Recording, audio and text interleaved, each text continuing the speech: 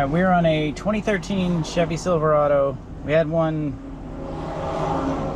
basically working key. They said it was worn, the ignition was sticking. Cut another key. You can onboard this key, any GM turnkey, up to about 2018. As long as you have one working key, you can onboard another one, save the 12-minute wait.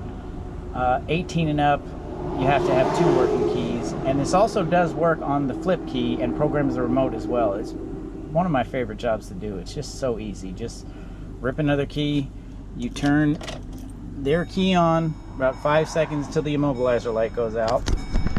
Light just went out. Put yours in, do the same thing. See the light. Light went out, we're done. Car starts. Get paid and get out of here.